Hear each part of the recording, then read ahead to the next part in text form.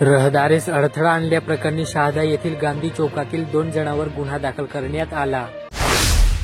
भरधाव दुचाकीने घसरून एक जण ठार झाल्याची घटना दडगाव ते रोशमार रस्त्यावर घडली. याबाबत दडगाव पोलिसात गुन्हा दाखल झाला. विलास शिलदार पावरा असे मयताचे नाव आहे. नंदुरबार येथील बाजारात द्राक्षांची आवक वाढली. सुरुवातीला भाव 120 ते 140 रुपये किलो होता. आता आवक वाढल्याने तो घसरून 60 ते 80 रुपये पर्यंत आला. तापमानाचा पारा घसरल्याने किमान तापमान 11 अंशावर आले. त्यामुळे थंडीत पुन्हा वाढ झाली. बदलत्या वातावरणामुळे रब्बी पिकांना देखील फायदा होत असल्याचे सांगण्यात आले. नंदुरबार जिल्ह्यात शेवाळी नेत्रंगा आणि विसुरवाडी कोडदा या महामार्गास धुळे सुरत महामार्गाचेही काम रखडल्याने वाहतुकीचा बोजवारा उडत आहे. या रस्त्यांना महामार्ग प्राधिकरणाकडे वर्ग करण्यात आल्याने त्यावरील दुरुस्ती देखील होत नसल्याने नागरिक व वाहन चालक हैराण झाले. 12वी आणि 10वी परीक्षांच्या पार्श्वभूमीवर परीक्षा केंद्रावर गैरप्रकार रोखण्यासाठी आणि परीक्षा सुरळीतपणे पार पाडण्यासाठी मनाई आदेश लागू करण्यात आले. जिल्हा दंडाधिकारी डॉ. मिताली शेट्टी यांनी भारतीय नागरिक सुरक्षा संहिताचे कलम 163 अन्वये मनाई आदेश जारी केले. अक्कलकुवा तालुक्यातील कराई येथे ग्रामपंचायतीचे लोकनियुक्त सरपंच राजू तडवी यांच्या विरुद्ध दाखल झालेल्या अविश्वास प्रस्तावावर चर्चा करण्यासाठी सोमवार 10 फेब्रुवारी रोजी सकाळी 11 वाजता इरा इंटरनॅशनल स्कूल कराई येथे विशेष ग्रामसभेचे आयोजन करण्यात आले. नंदुरबार शहरात मधुबन कॉलनी आणि मोहिनीराज नगर भागात 4 ठिकाणी झालेल्या घोरपडीत लाखोच्या ऐवज चोरट्यांनी लपास केला.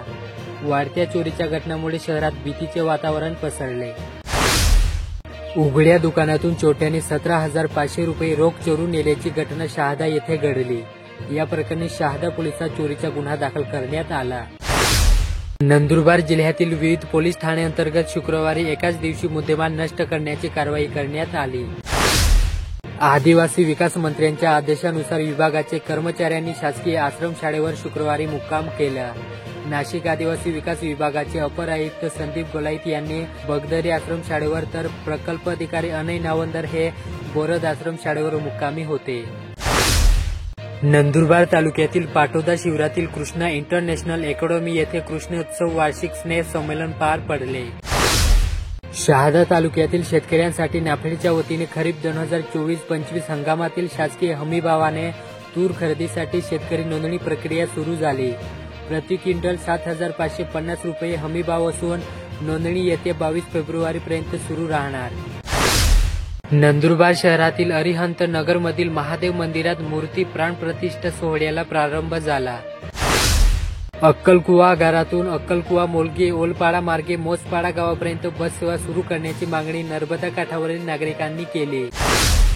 जल जीवन मिशन योजनेअंतर्गत बोरद येथे 1,58,00,000 रुपयांचा निधी मंजूर झाला होता. या निधीतून 2 जलकुंभ बांधण्यात येणार असून त्याच्या कामाची सुरुवात झाली. शहादा येथील नवीन बसस्टँड समोरील लोणखेडा रस्त्यावर सुरू असलेले कृषी प्रदर्शन सोमवार 10 फेब्रुवारीपर्यंत सुरू असून शेतकऱ्यांसाठी प्रवेश मोफत आहे. शेतकऱ्यांच्या प्रदर्शनाला पहिल्याच दिवशी प्रतिसाद मिळाला. दडगाव पोलीस ठाणे हद्दीत 16 लाख रुपयांचा अवैध मद्यसाठा आज सकाळी नष्ट करण्यात आला. ओमनी येथील आदिवासी आश्रमशाळेत आमदार राजेश पाडवी यांनी रात्रभर मुक्काम करत विद्यार्थ्यांशी संवाद साधला. नवापूर तालुक्यातील कोंडाईबारी घाटात 2 ट्रकमध्ये धडक झाली. अपघातात दोघेही वाहन पलटी झाले. या अपघातात 3 जण जखमी झाले.